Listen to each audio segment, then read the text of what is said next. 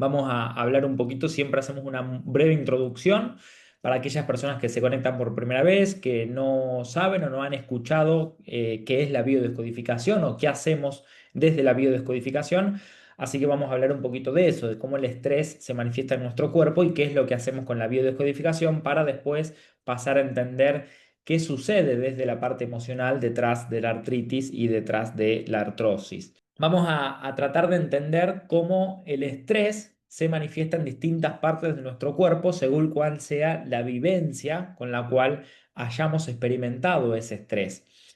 Si alguien se conecta por primera vez, les contamos que desde la biodescodificación lo que hacemos es analizar cuáles son las causas, los factores emocionales que están por detrás de síntomas, dolencias, enfermedades, patrones repetitivos, patrones de conducta o muchísimos síntomas que se pueden dar que, como siempre decimos, es importante tener o contar el diagnóstico médico para poder ser más específico.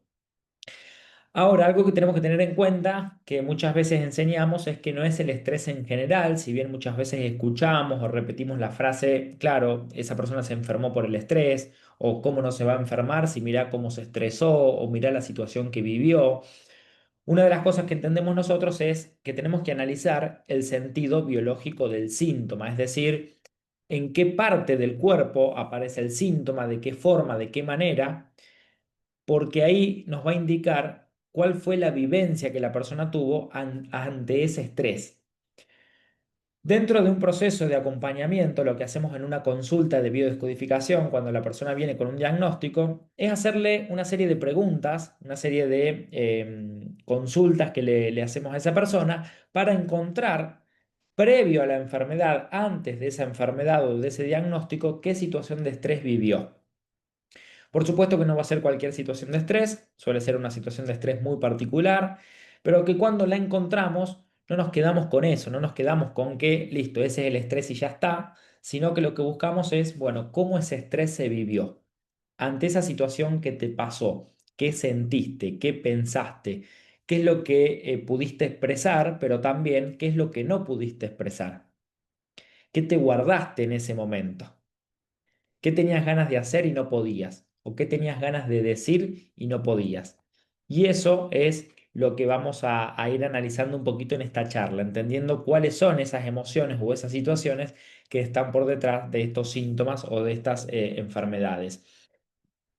Una de las cosas que vemos desde la descodificación biológica también es que en nuestro cuerpo van a pasar todas aquellas situaciones que superan, perdón, el umbral de lo psicológico, es decir, aquellas situaciones que ya psicológicamente no las podemos resolver o no sabemos cómo resolverlas en ese momento, y es por eso que va a pasar a nuestra biología. Cuando hablamos de biología, hablamos también de que para sobrevivir, tanto los seres humanos como las plantas, los animales, tenemos distintas necesidades de supervivencia, que cuando estas necesidades están cubiertas o las podemos satisfacer, no hay ningún estrés. Pero cuando una necesidad no se puede satisfacer, ahí es donde aparece el estrés. El estrés no es solamente de los seres humanos, el estrés aparece también en los animales. Por ejemplo, un animal que se quiere alimentar y no puede, está entrando en estrés. Un animal que quiere defender su territorio y no puede, está también entrando en estrés.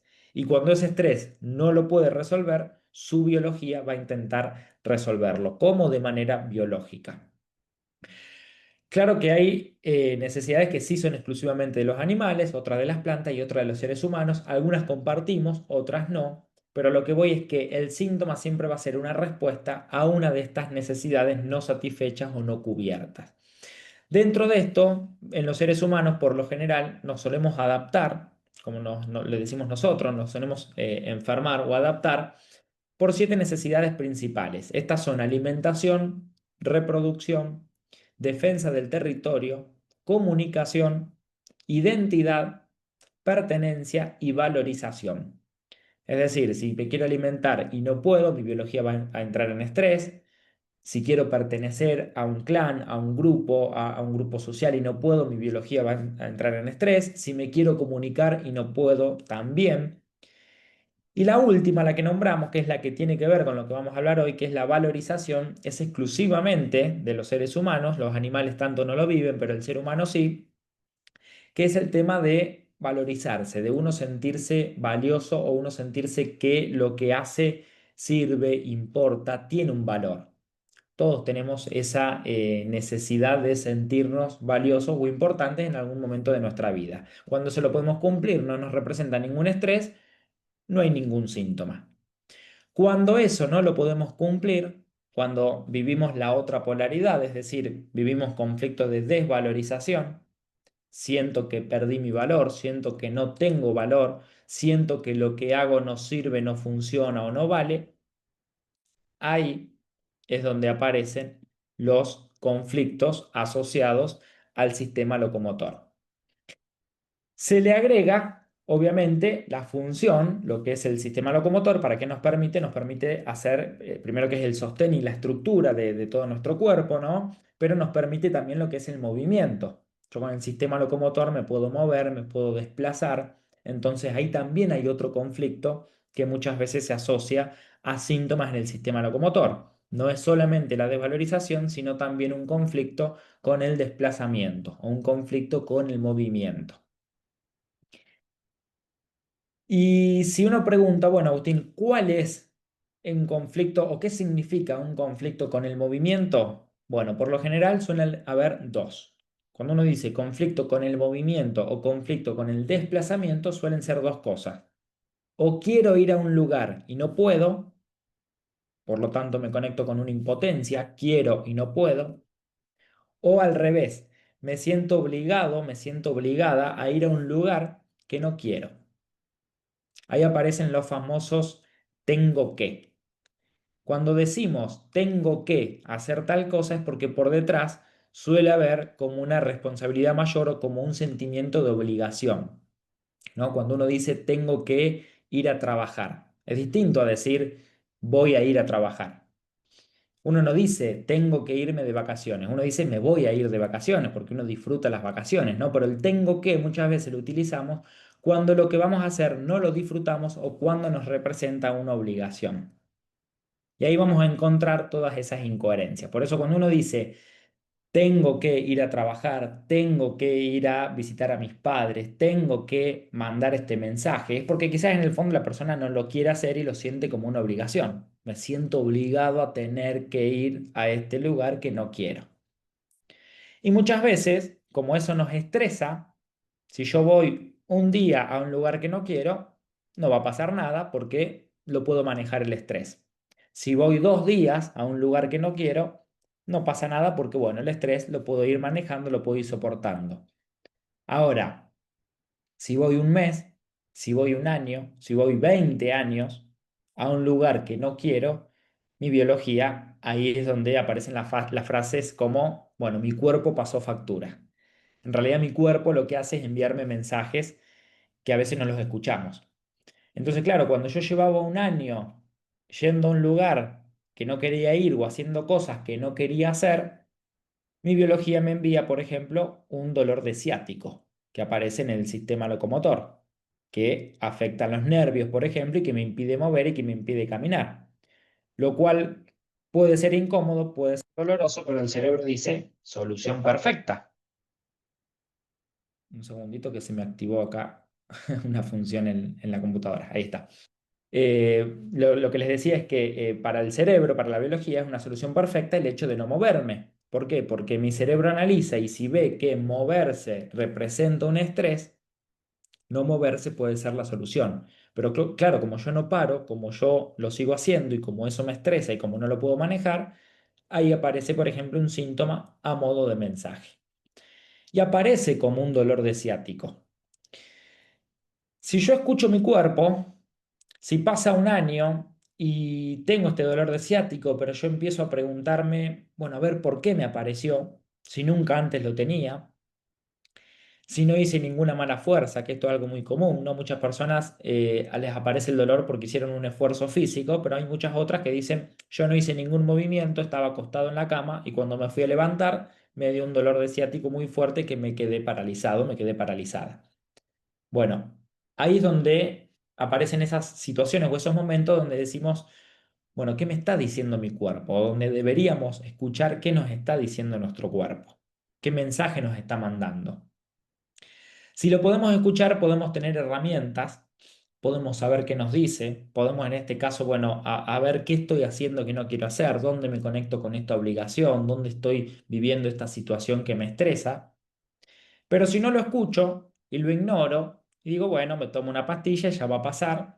Claro, efectivamente el síntoma con un tratamiento puede disminuir, pero yo trabajé el síntoma, no trabajé la causa, que es el por qué o el para qué apareció ese síntoma. Y como sigo haciendo lo mismo una y otra vez, ya la próxima vez quizás pasa otro año más, ya llevo 2 años viviendo la misma situación y ya ahora no me aparece un dolor de ciático, sino que me aparece una hernia de disco ya incluso más fuerte en la zona lumbar, por ejemplo. Y como pasan 5 años y sigo sin escuchar mi cuerpo, ya ahí no aparece solamente el dolor de ciático y la hernia, sino que ahora aparece una artrosis en las rodillas o aparece una artrosis en las piernas. Y esto desde la medicina se sabe que cuando dan un diagnóstico muchas veces de artrosis y de artritis, principalmente de artrosis, el médico sabe que ese desgaste que tiene el cartílago, ese desgaste que tiene ciertas articulaciones, saben que no viene de hace unos días. El médico cuando analiza los estudios de una persona no dice esta artrosis viene de ayer o viene de hace una semana, no, el médico sabe que la artrosis viene de hace tiempo atrás. Y si nosotros analizamos la parte emocional, sabemos también que una artrosis no viene de hace 1, 2 días o una semana atrás, sino que viene de tiempo, de meses o incluso años, donde la persona una y otra vez se conectaba con esta emoción de sentir que tengo que hacer cosas por obligación o sentir que lo que hago no me reconocen, no me valorizan, o siento que lo que hago no me valoran, puede ser en mi trabajo, puede ser en mi familia, puede ser con distintas personas, es decir, el escenario es distinto, las personas son distintas, pero la emoción es exactamente la misma. O hasta puede ser en todos los lugares. La persona siente que hace cosas y que no le reconocen o que no la valoran. Puede que no, puede que sea al revés, que las personas de afuera sí le reconozcan, sí le digan gracias, sí la valoren a esa persona, le agradezcan por todo lo que hace, pero la persona misma es la que se desvaloriza. Y por más que a mí me reconozcan, yo por dentro digo, no, yo para mí esto no lo hice bien, seguramente en algún momento esto va a causar algún problema. La persona con el lenguaje interno tiene distintas situaciones de estrés, no por el afuera, sino por lo que se dice internamente. Esto me sale mal, no sirvo para nada. Esas son las palabras o las frases o el lenguaje interno muchas veces de una persona que tiene síntomas en el sistema locomotor, que justamente lo que hablamos al principio, es el conflicto de desvalorización que se manifiesta tanto en huesos, en músculo, en tendones o en ligamentos, también dependiendo la intensidad de cuál sea el estrés, ¿sí?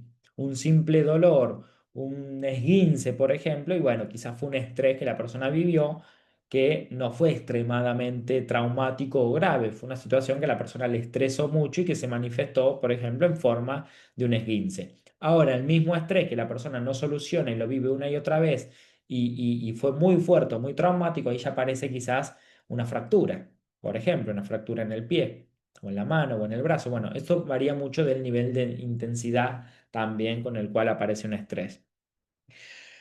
Donde vemos mucho esto que se ve en los síntomas también del sistema locomotor es en los deportistas. Por ejemplo, los deportistas trabajamos con muchos casos que se lesionan y uno dice, bueno, sí, fue por el golpe, fue por un accidente, ¿no? O personas que también preguntan, dice, bueno, yo me fracturé, pero tuve un accidente. O hay personas que, principalmente volviendo al tema de los deportistas, con un accidente muy leve, un accidente muy tonto, la persona quizás se quebró, se fracturó. Y ahí es donde vemos cómo entra también en juego lo que es el papel emocional. ¿Por qué? Porque hay materiales en nuestro cuerpo, hay células, hay tejidos que son, por ejemplo, muy difíciles de romper, como por ejemplo un ligamento. O sea, el ligamento está compuesto por un tejido que es muy difícil de romperse. Pero claro, a veces encontramos deportista que hizo un pequeño movimiento o un pequeño golpe y se rompió el ligamento. Y lo escuchamos por televisión. Un futbolista se rompió los ligamentos en la rodilla, por ejemplo, siendo un material que es muy difícil que se rompa. un material muy, muy resistente. ¿Qué es lo que vemos ahí? Que en realidad la persona venía viviendo no una, sino varias situaciones de estrés mantenidas en el tiempo, donde muchas veces cuando estamos en esa situación de estrés no tenemos síntomas o no nos enteramos, pero sí en nuestro cuerpo están pasando cosas. Ejemplo, en los ligamentos, como puede pasar también en los tendones, los cartílagos, distintos tejidos de nuestro cuerpo, cuando estamos en estrés, se empiezan como a reducir, se empiezan como a achicar, se empieza como a debilitar. De manera, por supuesto, imperceptible, ni siquiera nos damos cuenta, pero empezamos a perder fuerza, los tejidos pierden calcio, minerales, todo lo que lo mantiene fuerte, digamos, y se empieza a debilitar, se empieza a hacer más pequeño o empieza a disminuir más su función. Claro que, como decía, en ese momento quizás no nos damos cuenta. Y puede pasar un año y eso se va achicando, se va debilitando. Vamos a imaginar, por ejemplo, un cartílago. Pero pasan 5 años que quizás, si en ese momento tampoco me hice ningún chequeo, ningún estudio, no tengo ningún dolor, entonces ni siquiera me entero, se sigue achicando más si sigo viviendo este conflicto de desvalorización, por ejemplo. Entonces, claro, un deportista que estuvo 5 años, por ejemplo, con un estrés de desvalorización muy fuerte, cuando soluciona ese conflicto, quizás con un mínimo golpe o con un mínimo roce, se rompió ese ligamento. Y ahí tenemos la lesión deportiva y aparece un ligamento roto. En realidad ese ligamento roto, sí, hubo un accidente, hubo un golpe, hubo una lesión, pero en realidad viene de hace tiempo que la persona viene estresándose y ese ligamento ya estaba débil. A muchas personas también le pasa, por ejemplo, con los dientes. Hay personas que dicen, se me cayó un diente comiendo una miga de pan y no era algo duro. Bueno, porque ese diente ya estaba débil, ya había perdido fuerza, ya había perdido minerales. ¿Por qué? Por el conflicto de desvalorización. Estas son las dos etapas que tienen las enfermedades o los síntomas, mejor dicho, las adaptaciones, como le llamamos nosotros, que es cuando estamos en una fase de estrés, por lo general no tenemos síntomas, no aparecen dolor, no aparecen inflamaciones, no nos damos cuenta, pero cuando solucionamos ese conflicto es ahí donde aparecen la mayoría de las veces los síntomas, los dolores, las inflamaciones. Ahí en solución aparecen, por ejemplo, las artritis, ¿sí? Las inflamaciones de las articulaciones. Esas son las dos fases que tenemos que tener en cuenta. Dentro también de esto, hablando un poquito más en el caso de la artritis, se le suma un componente más, además de la desvalorización. Como hablábamos recién en el caso de la artrosis, es más una desvalorización mantenida en el tiempo, una desvalorización en un rol donde la persona siente internamente que siempre tiene que hacer eso y no, y es algo que le causa estrés. Personas que sienten que por toda mi vida voy a tener que hacer esto, este trabajo, o tengo que hacer esto para mi familia y no me queda otra y lo tengo que hacer y es como una obligación, pero la persona lo estresa y no lo puede gestionar. Y ahí aparece, por ejemplo, una artrosis. Obviamente vuelvo a repetir, no por una situación, sino por varias situaciones mantenidas en el tiempo. Y después tenemos el caso de la artritis, que el conflicto es similar, podríamos decir, pero se le agrega un componente más, que es el sentimiento muy fuerte de crítica. También es el sentimiento de sentirse criticado por los de afuera, por los demás o puede ser por mí mismo. De ahí viene también la palabra artritis, ¿no? Si bien todo lo que es en medicina, itis significa inflamación, y viene de la inflamación de las articulaciones justamente. Hay otro significado etimológicamente en hebreo que significa viene de harto, la persona está harta, estoy harto de la crítica. Tritis viene de crítica. Estoy harto de que me critiquen, estoy harto de yo mismo quizás criticarme. Ahí volvemos a lo mismo que decíamos al principio. Quizás no hay nadie de afuera que me critique, sino soy yo mismo que me critico cuando algo no me sale bien. Y ahí es donde aparece la situación de estrés. Y ahí es donde muchas veces, como no sé cómo resolverlo, se me vuelve a repetir. Y esas son las pequeñas cosas que tenemos que ir teniendo en cuenta. Muy importante si estamos hablando que es o tiene que ver con un conflicto de desvalorización, muy importante para no caer en ese conflicto, es ¿Qué lenguaje interno tengo cuando algo no me sale como yo quería o como yo esperaba?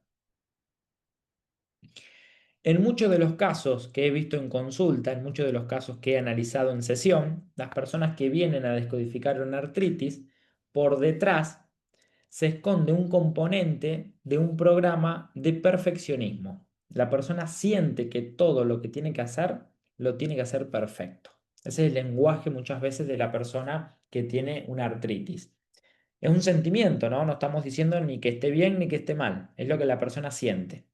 Es como si muchas veces sintiera que todo lo tengo que hacer perfecto. Si no lo hago perfecto, es mejor no hacerlo, dice la persona. Eso es lo que más le estresa.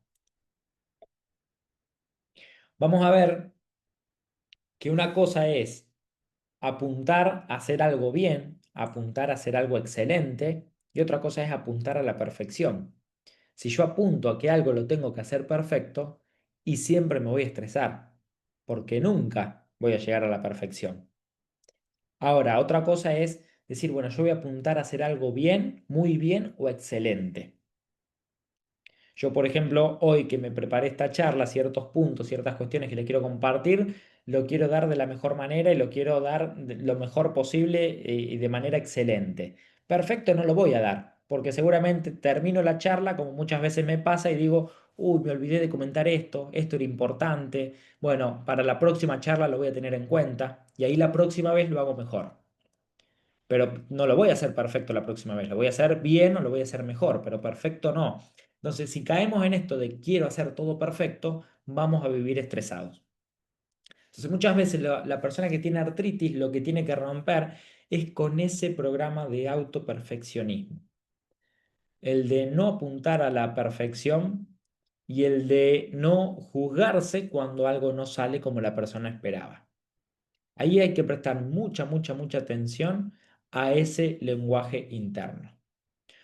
Una cosa es decir, como yo les decía recién, pongo mi ejemplo, bueno, terminé la charla, me olvidé de decir esto que era importante, bueno, la próxima lo voy a intentar de hacer mejor. La próxima, si no me lo quiero olvidar, me lo voy a anotar, me voy a poner una alarma, lo que sea, pero voy a buscar la forma de la próxima hacerlo mejor. Eso es una forma de vivirlo. Otra forma de vivirlo es no sirvo para nada, esto no lo puedo hacer, nunca más voy a dar una charla, nunca más voy a hacer esto.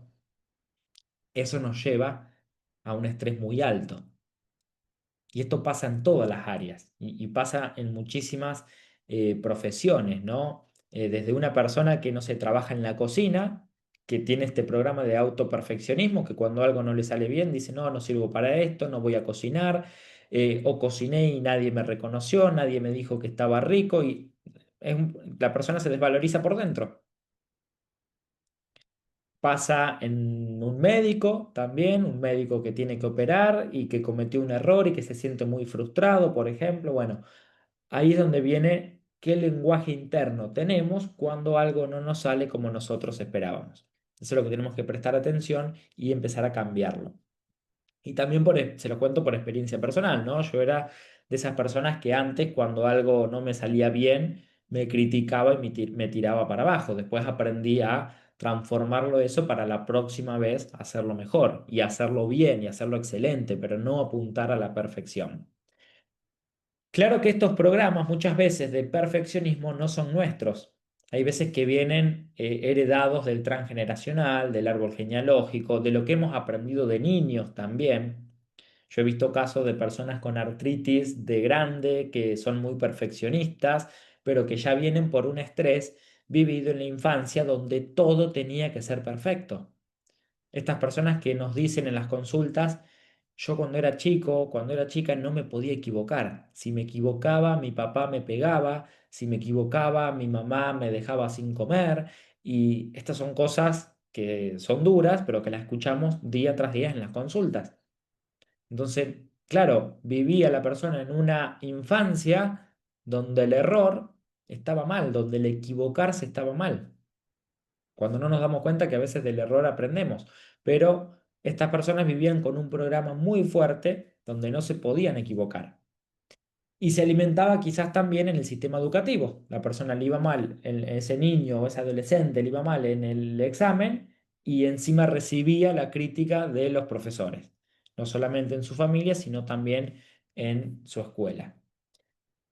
Hasta incluso puede ser aunque le vaya bien, porque este programa de perfeccionismo es interno, más allá de los resultados externos. ¿Qué significa? Que también hay niños, por ejemplo, que vienen con excelentes notas, por ejemplo, se sacaron un 9 en el colegio, pero papá y mamá lo retan porque querían un 10. Papá y mamá querían la perfección, no el niño. El niño quizás con un 7 vino lo más feliz, pero papá y mamá dicen, no, acá solamente quiero que me traigas un 10. Estas son otra de las frases que también he escuchado en consulta. Entonces, claro, ese niño, como todavía no entiende muy bien, no comprende muy bien las distintas situaciones que va viviendo en la vida, lo toma como que es normal. Lo toma como que lo normal es sacarse siempre 10. Y no se da cuenta de que no siempre en la vida vamos a tener un 10. Hay veces que las cosas no nos van a salir como nosotros queremos. Entonces ahí empezamos a desarrollar una poca tolerancia a lo que es la frustración, una poca tolerancia a lo que es el error. Volviendo a lo que decía al principio, una vez no pasa nada, 5 veces no pasa nada, 10 veces no pasa nada, pero si ya llevo 20 años viviendo la misma situación, ahí podemos entender, bueno, ¿por qué me apareció una artritis? ¿Por qué me apareció una artrosis, por ejemplo? Suelen ser situaciones que ya vienen mantenidas en el tiempo. Algo que ahí, bueno, esto es lo que vemos de codificación biológica, es lo que se llama el programa antidesencadenante, ¿no? El desencadenante es cuando aparece el síntoma. Si el desencadenante es, si no sé, la artritis me la diagnosticaron a los 40, por ejemplo, o a los 50, bueno, ahí vamos a buscar el conflicto desencadenante, es decir, qué pasó a los 40 o qué pasó a los 50 para que apareciera ahí la artritis. Y ahí vamos a encontrar una situación de estrés en relación con esta desvalorización que estamos hablando, con esta impotencia, con esto de la crítica. Pero si vamos a entender, bueno, ¿por qué yo viví una situación en el trabajo y yo me la tomé de esta forma? Ahí lo que hacemos en bio es analizar el conflicto programante para entender por qué esto me lo tomé de esta forma. Ahí es donde vamos a la infancia, a cuando absorbemos los primeros programas, principalmente de nuestros padres, después de la sociedad, de la cultura, el sistema educativo, ahí donde aprendemos todos los programas. Entonces hubo alguien que quizás en la infancia por primera vez nos enseñó que esta situación se vive de esta manera. Esta situación es inaceptable. Si vivís esto es una injusticia. Si vivís esto otro es un abandono. Entonces, claro, cuando de grande me sucede lo mismo, ¿qué actúo? Con el mismo programa. Vivo una separación y lo vivo como un abandono. ¿Por qué? Porque ya hubo un abandono, o yo ya viví una situación y me enseñaron que eso era un abandono. O vivo una situación y me enseñaron que cuando me equivoco es porque no sirvo para nada. De chico, cuando quería hacer algo, no sé, quería pintar, quería dibujar, mis padres me decían que no servía para hacer eso. Y eso era muy estresante, pero el chico no sabía cómo expresar las emociones y entonces se lo guardaba y lo vivía en soledad. De grande, cuando hace algo con las manos que no le sale o no le dan reconocimiento, esta persona se estresa y vuelve a sentir lo que hago no sirve para nada. Y tiene esa voz interna que se le repite, que no es de ella, quizás es de sus padres que se lo repetía en la infancia. Pero ahí sí tenemos nosotros el poder de poder cambiar eso. Ahí sí tengo el poder de cortar con todas esas voces internas y yo mismo decirme lo que yo me quiero decir, lo que a mí me va a aportar y no lo que me va a limitar. Si tenemos el poder de ir cambiando cómo vivir esas situaciones, ¿no? Una cosa más que vamos a analizar. Hemos hablado de la artrosis, perdón, hemos hablado de la artritis. Una cosa más que vamos a analizar es, bueno, cuál es la parte del cuerpo, qué mensaje más nos manda nuestro cuerpo según la parte del cuerpo donde aparezca. No es lo mismo tener una artritis, por ejemplo, en las manos, que tener en los pies, en los codos. Cada parte de nuestro cuerpo también tiene una simbología, también tiene una relación con el conflicto vivido. Porque alguien puede decir, bueno, vienen dos personas a la consulta y una me dice que tiene artritis en las manos y otra me dice que tiene artritis en los dedos de los pies. Y si ya sabemos que el conflicto es de desvalorización, de impotencia, de sentimiento de crítica, de obligación, porque una le aparece en las manos y otra le aparece en los pies. Bueno, ahí volvemos a lo que decíamos al principio, que es según cómo viva la persona ese conflicto y según la simbología que está alrededor de todo ese estrés. ¿Qué significa? Que en nuestro cuerpo tenemos símbolos y cosas asociadas. Es nuestro cerebro quien almacena la información mediante símbolos para poder almacenarla más rápido. Es por eso que, por ejemplo, los pies tienen la representación simbólica de mamá, los pies están en contacto con la madre tierra, ¿no? Las manos representan el padre, representan también lo que es la acción, también todo lo que hacemos, ¿no? Lo que manipulamos, lo que agarramos, el trabajo, yo trabajo con las manos, bueno, representa muchas veces lo que es la acción. Entonces muchas veces la persona que viene a la consulta, no sé, con una artritis en los pies, encontramos que quien vive con la crítica continuamente es producto de las cosas que le dice su madre. La persona viene a la consulta y dice, mi mamá me critica todo el tiempo. O puede ser mi suegra, que representa una figura materna también. O una abuela. Tengo una abuela que me vive criticando. Y ahí aparece, por ejemplo, una artritis en la zona de los pies. Cuando aparecen las manos, ya no buscamos tanto una figura materna, sino más una figura paterna. Esto que decía, las manos representan el padre, entonces aparece una crítica quizás siempre en relación a papá o a alguien que representa a papá. Puede ser el padre de mi hijo, puede ser un abuelo también. Entonces ahí ya no tenemos que sanar la relación con mamá, sino que tengo que sanar la relación con papá. Esto lo que nos dice, y a los psicólogos les gusta mucho, porque podemos ser más puntuales en trabajar el conflicto. Vieron que muchas veces escuchamos frases como, bueno, vos tenés que sanar la relación con tus padres, tenés que sanar, y no sabemos, quizás tiene que sanar con uno solo, porque la persona viene a la consulta y quizás vemos que con mamá está todo bien y el estrés está con papá. Entonces después la persona puede continuar con un acompañamiento desde la psicología sabiendo que tiene que trabajar la relación con papá, por ejemplo. No trabajamos de gusto en algo que no representa un estrés para la persona. Si viene por ejemplo, en la artrosis aparece una artrosis en las rodillas tienen un simbolismo en relación a lo que es un conflicto de sumisión, de sentir que tengo que doblegarme, que tengo que arrodillarme ante la autoridad, que tengo que someterme, o que viví durante mucho tiempo, durante muchos años en esta emoción de sometimiento. En los codos tiene la simbología asociada al trabajo. Esto le podría decir que en un 90% de personas que vienen con inflamaciones en las articulaciones de los codos, he visto que va muy asociado el tema del trabajo, ¿no? El codo tiene el simbolismo, sirve para mover el brazo, que biológicamente nos permite traer el alimento a la boca, ¿no? Tiene una asociación con lo que es el alimento, con lo que es vital, que para el ser humano con el trabajo conseguimos el alimento. Entonces, quizá la persona vive una crítica permanente o una desvalorización en su área laboral. Entonces, ahí en la consulta ni siquiera hablamos de los padres, quizás trabajamos lo que está viviendo en su trabajo, ¿no? Hay distintas situaciones, distintas partes del cuerpo donde vamos analizando más en particular los conflictos. Ahí preguntan en base a la cadera. Veo que hay muchos mensajitos en el chat, ahora en un ratito voy a ir leyendo. En la cadera hay un componente en el cual la persona siente que está viviendo como una lucha, es como que siento que estoy luchando con esto una y otra vez. Hay un conflicto también de oposición, de sentirme que me quiero poner a algo, sentir que los demás se oponen a lo que yo digo, a una idea o a lo que yo hago, conflicto de lucha permanente.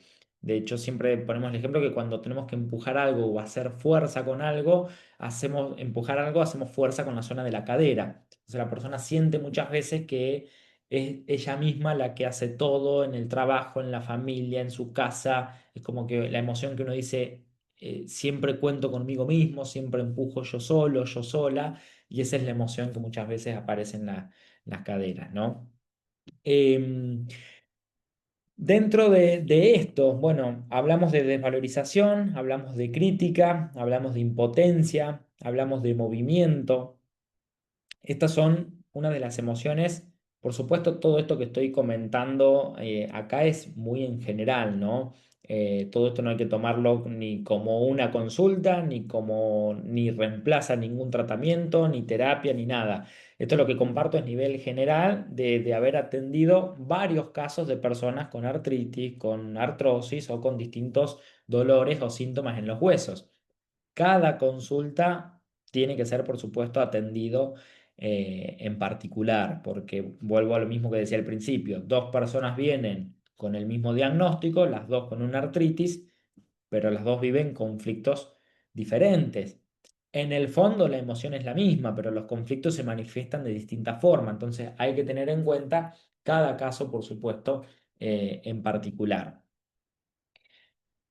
Vamos a cómo salir de estos programas, porque ya sé con esto, bueno, ya sé lo que me enferma, ya sé por qué me enfermé, ya sé por qué me enfermo, ya sé por qué la artritis me aparece una y otra vez. Esto de que se inflama la articulación, después se desinflama y la persona no tiene dolor, después le vuelve a doler. La medicina le llama que es una enfermedad crónica.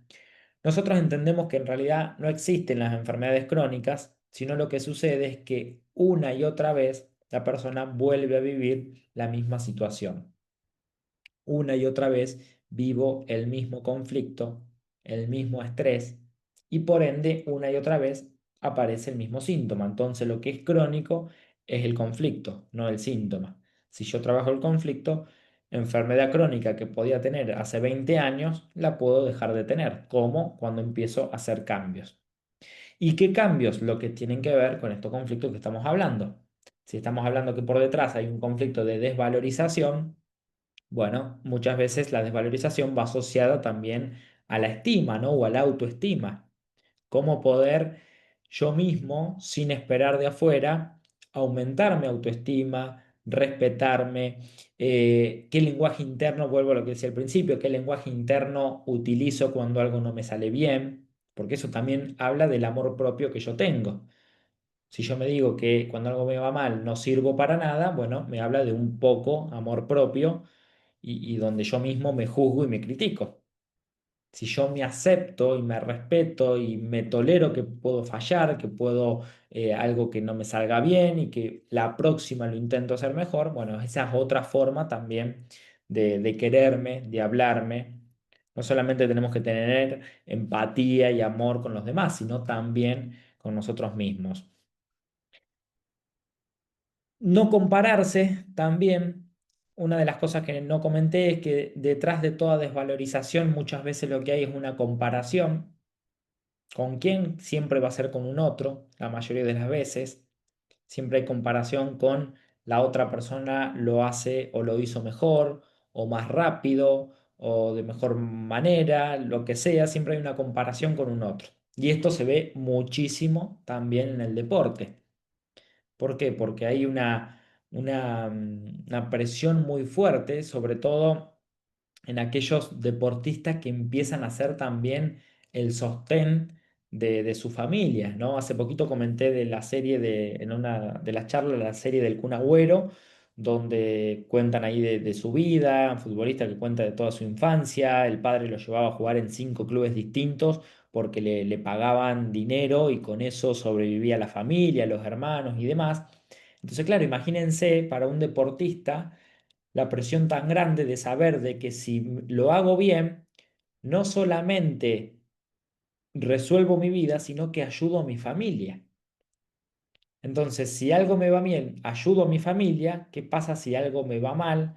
Si juego mal, el técnico no me pone, no puedo jugar tal partido. Ahí es donde empiezan estos conflictos de desvalorización. O donde aparece la comparación. Van a poner a otro de mis compañeros que está más entrenado, que no falla los entrenamientos, que juega mejor, que no se lesiona, yo me lesiono siempre. Y ahí es la comparación. Y eso es lo que muchas veces nos estresa.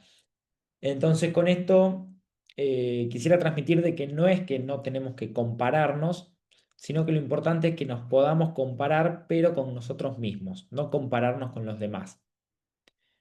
No compararnos con los demás porque no todos empezamos la carrera de la vida con los mismos recursos al mismo tiempo y de la misma forma.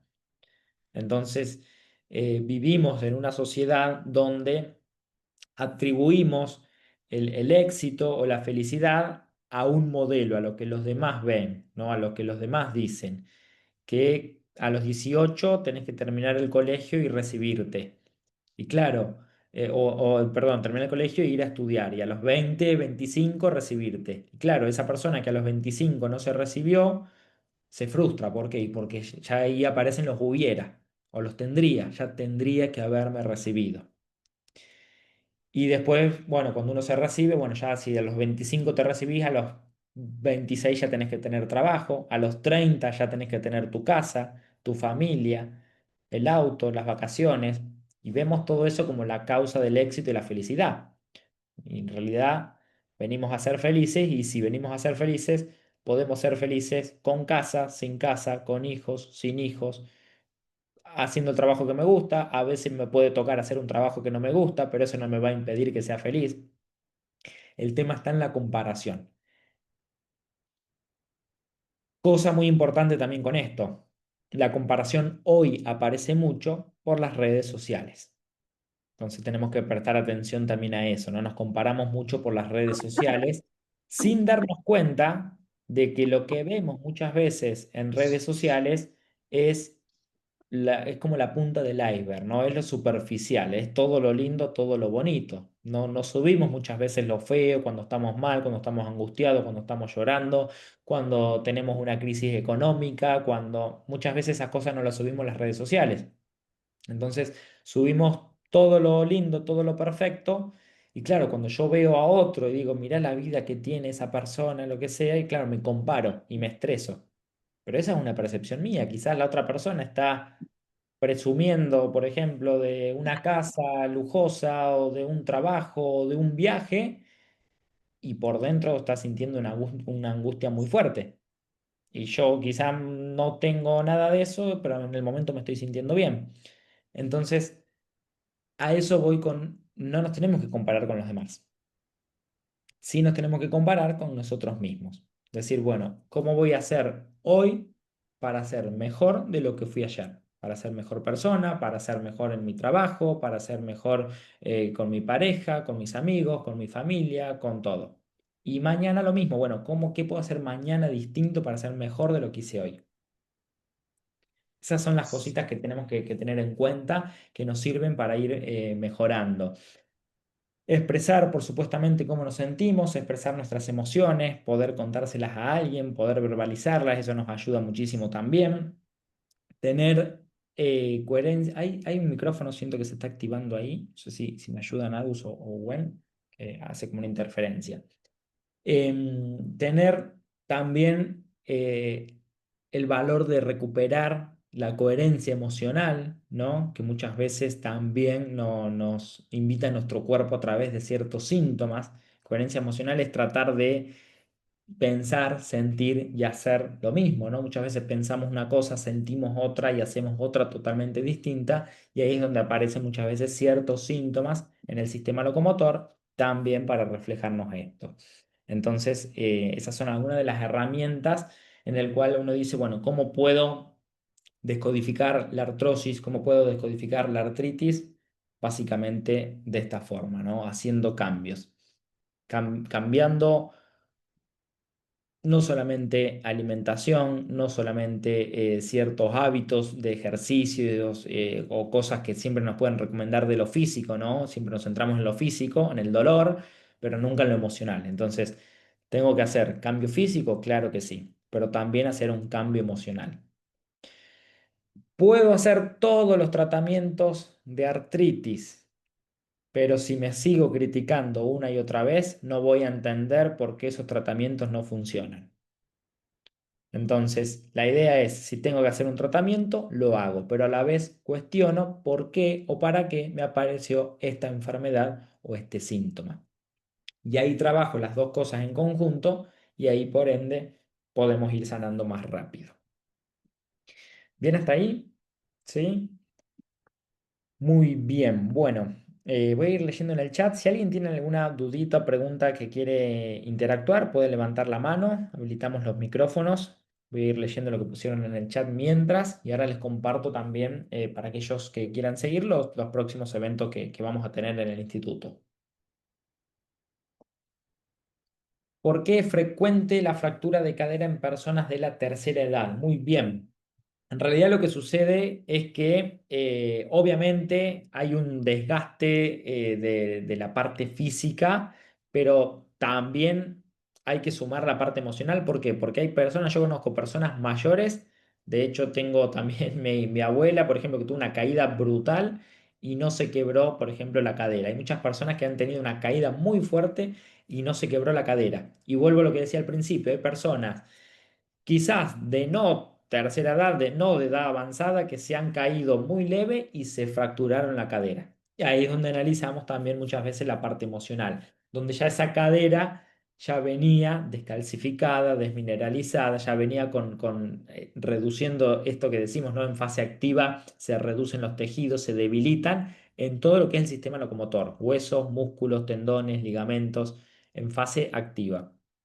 Entonces, después, ante un mínimo golpe, aparece, por ejemplo, una fractura. Hay obviamente que tener en cuenta que a mayor edad vamos viviendo más experiencia y por ende más conflictos también. Pero también más conflicto y a la vez también distintas formas de ver o distintas soluciones. Entonces, es según también cómo lo viva cada persona. Muy bien. Ahí ya contestó Juli. Liliana dice, Agus, y si la persona es grande y descodifica porque reconoce de dónde empezó esa desvalorización, ¿puede revertir la enfermedad pese a su diagnóstico? Sí, por supuesto que sí. Lo peor, mira, lo peor que puede pasar a la hora de descodificar un síntoma es que, primero que, peor el hecho de descodificar, peor de lo que está el síntoma no va a estar. Lo peor que pueda suceder es que siga igual o que se corte el avance de la enfermedad. Es decir, hay personas, por ejemplo, con artrosis, que no es que empezaron a regenerar, por ejemplo, el cartílago, pero sí detuvieron el avance. Y eso es muy notorio. Hay personas que, por ejemplo, se venían haciendo estudios año tras año y notaba la medicina que cada vez el desgaste era mucho mayor. Y después de comprender y trabajar en esa causa, se detuvo el desgaste, no se desgastó más. Eso te digo como en los peores de los casos. En los mejores de los casos hay personas que han mejorado, han dejado de tener los síntomas, hay personas que se le ha ido la artritis. ¿Por qué? Porque trabajo obviamente con el síntoma, pero también con la parte emocional. Esa es la invitación que hacemos siempre, ¿no? Em, Buenas noches. Mi nombre es Patricia. Me detectaron la artritis reumatoide hace 25 años. Estuvo en remisión desde el 2008 al 2020, que vino una crisis con deformidad y dolor en pies y manos, más en la izquierda que la derecha, rodilla y tobillo. Bueno, habría que ver, bueno, primero si aparece hace 25 años, qué sucedió hace 25 años atrás.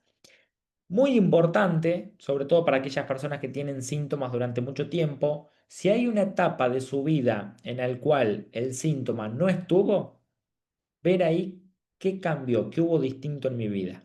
Si yo hace 20 años que estoy con un síntoma, pero en el medio hubo 3 años, por ejemplo, donde el dolor no estuvo. Bueno, ¿qué pasó en esos 3 años? Vamos a ver que ahí, desde lo emocional, algo distinto sucedió. Yo he visto personas que me han dicho esto, ¿no? De, bueno, hace 40 años que estoy con un síntoma, por ejemplo, pero ahí, mira, del 2010 al 2015 el dolor no estuvo para nada. Bueno, ¿qué pasó en el 2010-2015? Y el 2010 fue cuando volví a vivir a mi país y estaba en contacto con mi familia, con mis hijos, y el 2015 me volví a ir. Bueno, ahí encontramos un patrón. La persona en esos 5 años que estuvo con la familia, quizás que no vivía cierto estrés, que cuando se volvió a ir se volvió a conectar con un estrés que ya tenía de antes. Entonces ahí ya nos sirve saber si cuando el síntoma no está, estoy bien emocionalmente y cuando el síntoma aparece porque me vuelvo a estresar, ya ahí me sirve de guía para ver qué es lo que me estresó a la hora de tener el síntoma, ¿no? Encontrar el factor común del síntoma. Si tengo inflamación, bueno, ¿cada cuánto? Todos los días tengo la inflamación, una vez por semana, cada tanto, cada 3 meses, no sé, tengo episodios agudos. Bueno, encontremos el patrón del síntoma, que eso nos va a ayudar muchísimo también para descodificar. ¿Hay diferencia en la parte derecha e izquierda del cuerpo? Sí, esto es más complejo de explicar, lo explicamos siempre en los cursos, en los diplomados, dependiendo de cada persona, ¿no? En una persona diestra, por lo general, la parte izquierda representa más lo que es la madre, la figura materna y los hijos, ¿sí? La parte derecha más el padre, la pareja, en líneas generales. También la parte derecha suele ser más la parte efectiva, lo más emocional, la parte izquierda más lo que viene de afuera, del exterior, más con el trabajo. En una persona diestra, una persona que es zurda, se cambia la lateralidad y es al revés. Es un poco complejo esto, pero nos sirve también en la consulta para saber, bueno, por qué la artritis me da solo en la mano derecha y no en la izquierda, o por qué en las dos y demás, ¿no? Muy buena pregunta. ¿Y cómo se hace para sanar a mamá que todo critica? En realidad no podemos cambiar a los demás, sino que tenemos que ver cómo sanamos nosotros. ¿Cómo puedo hacer para que eso no me afecte, para que eso no me moleste? ¿Cómo puedo hacer yo para yo cambiar? No puedo cambiar a las otras personas, pero sí puedo hacer algo para cómo cambiar yo y hacer que eso no me afecte, ¿no? ¿A qué se debe mucho dolor en los talones, especialmente después de estar acostada o sentada? Bueno, como siempre decimos, hay que ver el diagnóstico, ¿no? Pero en líneas generales, muchas veces, bueno, el talón es como la base del apoyo, ¿no? Es donde apoyamos el pie. Tiene que ver con el apoyo, con una emoción de sentirme no apoyado, sentir que no me apoyan, principalmente, como decimos, en los pies por alguna figura materna. Siento que mi madre o alguien que representa una figura materna, una abuela, una suegra, una tía no me apoyan o no recibo el reconocimiento, ¿sí? que yo estoy esperando, habría que quizás buscarlo por ese lado, muy en general, ¿no? Hay gente joven que dicen que se fisuran costillas en el gimnasio. ¿Es también desvalorización? Bueno, hay varias cosas a tener en cuenta, ¿no? Nuestra biología se va a adaptar tanto por un estrés físico como por un estrés emocional o simbólico. Yo puedo hacer un estrés físico demasiado para lo que puede soportar mi cuerpo y voy a tener también una lesión o una adaptación, ¿no? Antiguamente, por ejemplo, se atribuía que las personas que tenían hernias de discos o síntomas en las columnas eran porque hacían mucho trabajo pesado, mucho trabajo de esfuerzo físico. Hoy en día quizás puede haber otro tipo de trabajo y hay personas que siguen también con síntomas o con hernias de disco, donde quizás no cargan bolsas o cosas pesadas en su espalda, pero sí hay una carga muy fuerte a nivel emocional. Entonces, son las dos cosas que tenemos que ver y que tener en cuenta, ¿no? Virginia, ahí te habilito el audio. Ahí te solicité, Virginia. Gracias, gracias, Augusto. Este, hay una persona que conozco que hace 3 años le diagnosticaron espondilitis anquilosante. Eso está relacionado a la desvalorización y ha venido en un proceso de todavía mayor de desgaste y de pérdida de peso muchísimo. Y quería entender un poco si se relacionaba a lo que es la desvalorización o si están implícitos otros ¿Sí? ¿En eh, qué zona, Virginia? eh, eh, codos, rodillas, los dolores y no se le puede ni tocar porque le duele muchísimo lo que son los ¿En, brazos. en la columna no? La columna, hay momentos en que no puede ni agacharse y tienes que hacérsele masaje y drenaje, pero también para la fascia, muy, muy, muy Perfecto. suave. Entonces sí, la columna también la tiene afectada. Bien. Sí, en líneas generales vamos también a buscar un conflicto de desvalorización. Por lo general, cuando el síntoma suele aparecer la inflamación más fuerte, es cuando la persona entra en ese momento en fase de solución. Quiere decir, o que en ese momento soluciona el conflicto, pero después obviamente nos volvemos a estresar, o que quizás no lo soluciona, pero se relaja de ese conflicto. Tanto por uno o por otro, aparece ahí donde más fuerte se hace, más intensa es la inflamación. Te me fuiste de la pantalla, Virginia. Ah, ahí te veo.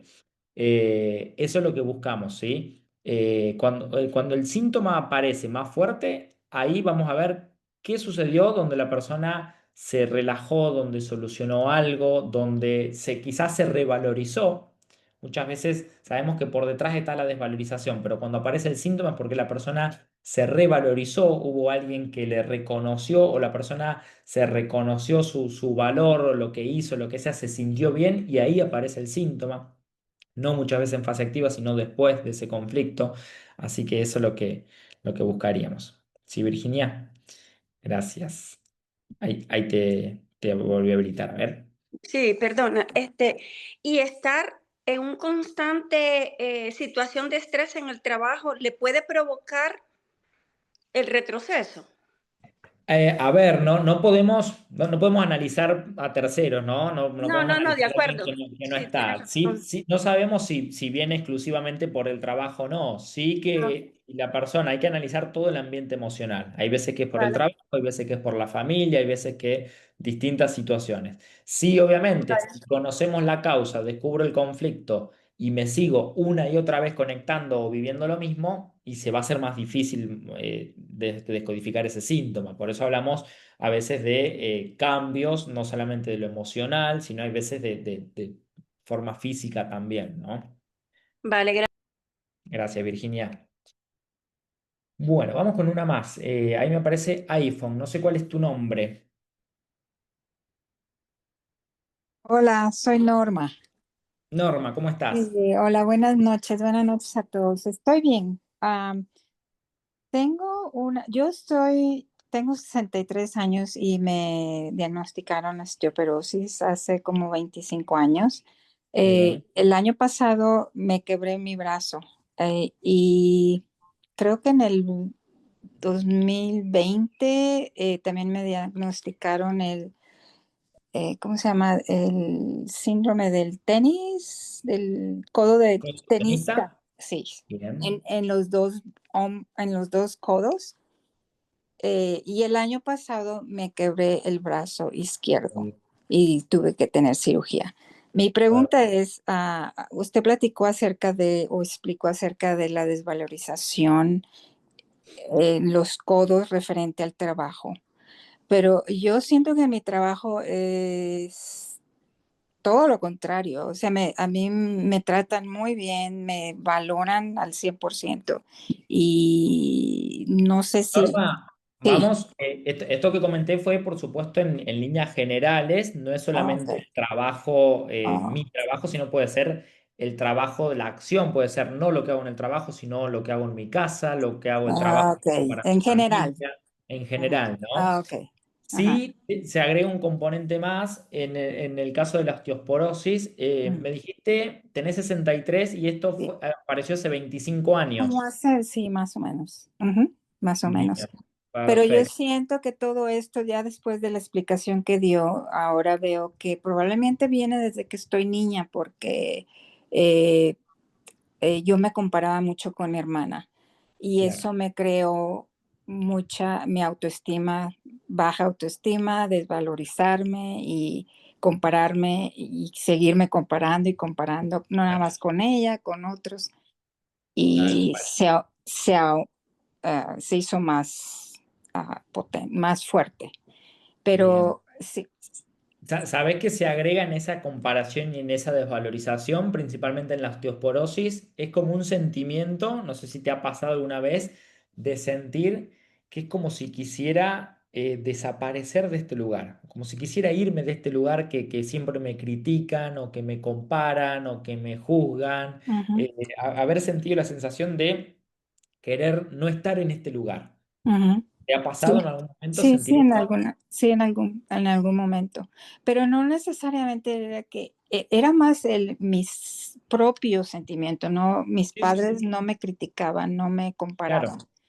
ni mi Bien, hermana, es más, era lo mío, porque a lo mejor yo sentía que no me valorizaban como a mi hermana, tal cual. probablemente, no sé, Sí, es pero, que, como ujú, decimos siempre, puede ser que venga de afuera o puede ser propio. Quizás ujú, de afuera no hay ninguna crítica, ninguna ujú, comparación, sino que soy yo misma con mis pensamientos, con mi lenguaje interno y demás. Siempre como Sí. decimos, es la vivencia, es como yo vivo esa Ujú. situación, ¿sí? Sí, yo también lo viví con mi mamá de ejemplo, ser perfeccionista. Esa es otra. Claro, Entonces traigo de mucho, arrastrando muchas cosas desde que bien, estaba chica. Pero muchísimas gracias por la información un y placer. gracias por tomar mi pregunta. Gracias, Gracias, buenas noches. gracias Norma, muchísimas Gracias. gracias. Hay, como decíamos, ¿no? Ciertas, cada parte del cuerpo tiene su sentido biológico. En el caso de esto de cuando hay menos densidad ósea, como es la osteoporosis, la osteopenia, es también como un mecanismo de inconsciente de supervivencia del mecanismo de huida. Ante el peligro podemos atacar, podemos quedarnos inmovilizados, podemos huir. Este programa de la osteoporosis va más con la huida. ¿Por qué? Asociado también a una desvalorización. Esto que decía de quiero no estar en un lugar o quiero desaparecer de este lugar donde hay mucha crítica, mucho juicio o donde yo me siento así. Quizás no hay nadie que me critica, pero yo me siento que me comparo, que me estreso, lo que sea, ¿sí? Y de ahí obviamente analizamos todas las partes del cuerpo. Si es el codo, esto de la acción, de lo que hago con el codo, con las manos, más allá de mi trabajo, puede ser en mi casa, ¿no? Si es en las caderas, como hablamos, con un conflicto de lucha, de oposición, si es en las rodillas de sumisión, bueno, hay que ver de ahí cada parte del cuerpo, ¿sí?